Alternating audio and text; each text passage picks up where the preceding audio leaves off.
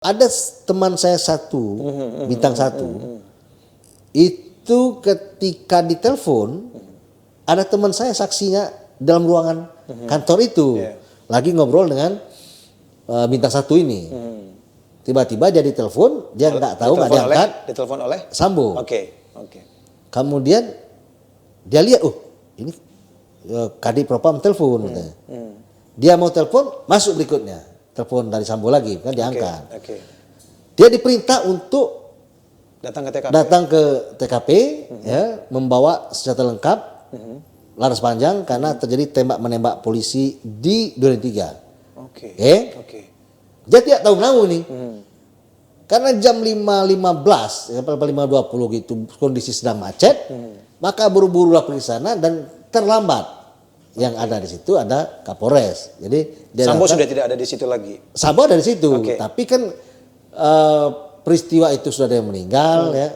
Jadi tidak lagi tembak menembak itu. Tadinya pikir buat senjata panjang, garis panjang untuk tembak menembak. Maaf Bang Dap, ketika si bintang satu ini nyampe di TKP, itu TKP udah bersih atau gimana Bang?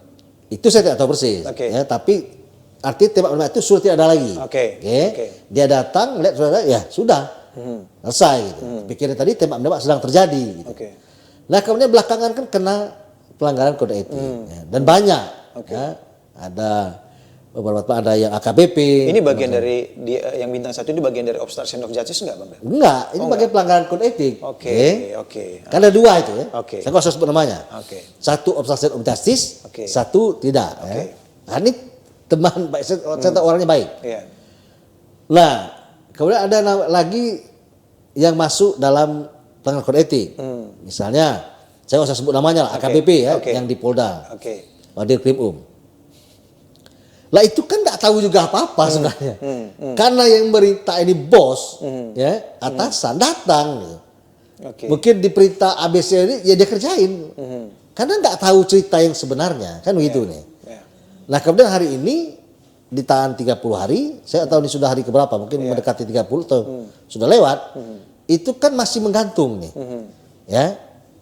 Jabatan sudah lepas, ya. Kemudian saya nggak tahu sidang kode etik sepertinya belum terjadi. Nah, harusnya tidak boleh lama-lama ini. Artinya tidak ada mens rea untuk melakukan pelanggaran kode etik karena ketidaktahuan. Gitu loh. Dan itu bisa menimpa siapa saja.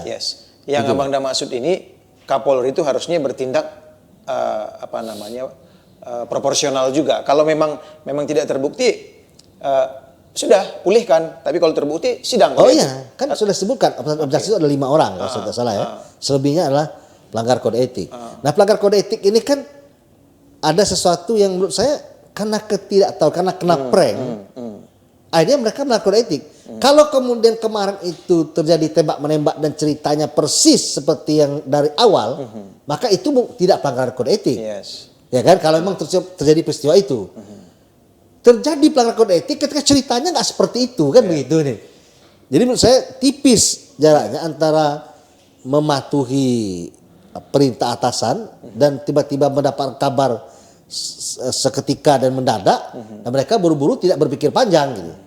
Nah menurut saya ini tidak boleh terlalu berlama-lama ya, karena mereka tidak terlibat dalam pembunuhan itu, ya, tidak terlibat dalam obstruction of justice, hanya melanggar kode etik. Harusnya itu segera diumumkan ke publik, oke lah, karena kelalaian dan sebagainya diberikan hukuman.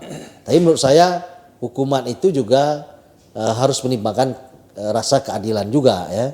Jangan sampai kemudian karena hanya berteman dengan Sambo, karena atasannya Sambo, maka mereka ikut menanggung semuanya yang mereka tidak ketahui peristiwa sebenarnya, menanggung akibatnya. Menurut saya sih itu juga nggak adil juga. Jadi harus adil keluar, juga harus adil ke dalam.